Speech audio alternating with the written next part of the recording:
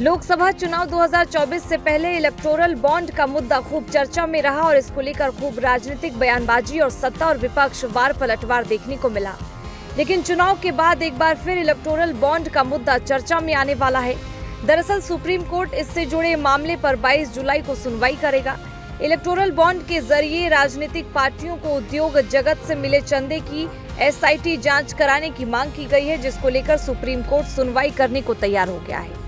Supreme court ने शुक्रवार को कहा कि चुनावी बॉन्ड योजना की अदालत की निगरानी में जांच की मांग करने वाली जनहित याचिका पर 22 जुलाई को सुनवाई होगी। मुख्य न्यायाधीश DY चंद्रचूड़ और न्यायमूर्ति JB पारदीवाला और न्यायमूर्ति मनोज मिश्रा की पीठ ने वकील प्रशांत भूषण की दलीलों पर गौर किया और बताया कि दो गैर सरकारी संगठनों कॉमन कॉज और centre for public interest litigation की जनहित याचिका सोमवार को सुनवाई के लिए सूचीबद्ध है। बता दें कि गैर सरकारी संगठन कॉमन कॉज और centre for public interest litigation द्वारा दायर याचिका में आरोप लगाया गया है कि चुनावी बॉन्ड मामले में करोड़ों रुपए का घोटाला शामिल है, जिसे सुप्रीम कोर्ट की निगरानी में स्वतंत्र जांच के जरिए ही उजागर किया जा सकता है।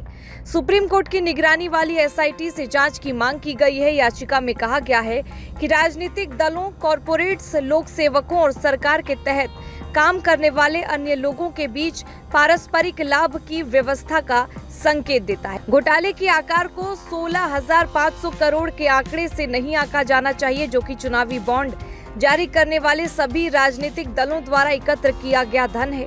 साथ ही इस बात का भी दावा किया गया है कि प्रत्येक 1,000 करोड़ के चुनावी बॉन्ड के लिए कम से कम 100 गुना मूल्य के अनुबंध उन कंपनियों को दिए गए हैं जिन्होंने उन चुनावी बॉन्ड को खरीदा है। बता दें कि सुप्रीम कोर्ट ने इसी साल 5 न्यायाधीशों की संविधान पीठ ने 15 फरवरी को भाजपा सरकार द्वारा शुरू की गई चुनावी बॉन्ड योजना को रद्द कर दिया था। इसके साथ ही सुप्रीम कोर्ट ने चुनावी बॉन्ड जारी करने वाले बैंक SBI के चुनावी बॉन्ड जारी करने पर भी तुरंत रोक लगा दी थी। कोर्ट ने कहा था कि चुनावी बॉन्ड योजना के तहत राजनीतिक दलों को गुमनाम तरीके से चंदा देने का प्रावधान था। कोर्ट के आदेश के बाद चुनावी बॉन्ड का सारा डेटा इलेक्शन कमीशन की वेबसाइट पर भी शेयर किया गया था।